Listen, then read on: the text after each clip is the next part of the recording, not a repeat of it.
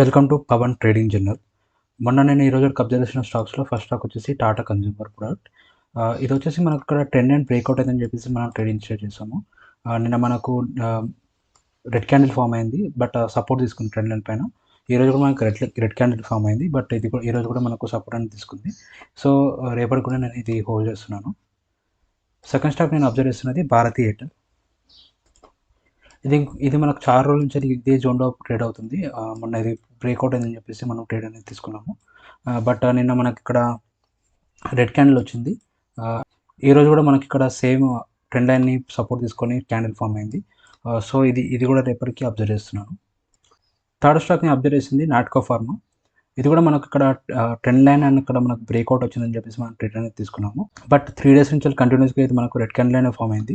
Still మనకి ఇది breakout zone పైనే ట్రేడ్ అవుతుంది. సో, ఇది కూడా నేను రేపటికి హోల్డ్ చేస్తున్నాను. ఫోర్త్ స్టాక్ నేను అబ్జర్వ్ చేస్తున్నది ఎల్ఎన్‌టీ. ఎల్ఎన్‌టీ అనేది మనకు మంచి మూవ్‌మెంట్ అయితే ఇచ్చింది. మనం ఇక్కడ రివర్సల్ అయిన తర్వాత మనం ట్రేడ్ అనేది ఇనిషియేట్ చేసాము. ఇక్కడ నుంచి మనకు ఒక మంచి క్యాండిల్ అయితే ఫార్మ్ అయింది. మనకు మంచి మూవ్‌మెంట్ అయితే వచ్చింది. ఫిఫ్త్ స్టాక్‌ని అబ్జర్వ్ చేసింది కోటక్ మహీంద్రా బ్యాంక్. ఇది మనకు ఇక్కడ బ్రేక్‌ఔట్ అయిన తర్వాత మనకు ట్రేడింగ్ స్టార్ట్ చేసాము. దాని తర్వాత మనకు రెడ్ క్యాండిల్ ఫార్మ్ అయింది. బట్ మనకు మంచి మూవ్‌మెంటే ఇచ్చింది. సో, దీంట్లో ఎల్ఎన్‌టీలో నేను ప్రాఫిట్ అనేది బుక్ చేసుకున్నాను. నేను రేపటికి అబ్జర్వ్ చేసిన స్టాక్స్ ఫస్ట్ స్టాక్ వచ్చేసి ఐజీఎల్ ఇంద్రప్రస్థ గ్యాస్. ఇది వచ్చేసి మనకు మల్టిపుల్ టైమ్స్ ఇక్కడ ఇదే జోన్ దగ్గర మనకు సపోర్ట్ అనేది తీసుకుంది. ఈరోజు కూడా ఇక్కడ సపోర్ట్ తీసుకొని మనకు మంచి బులిష్ క్యాండిల్ అయితే ఫార్మ్ అయింది. సో, ఇది నేను రేపటికి అబ్జర్వ్ చేస్తున్నాను.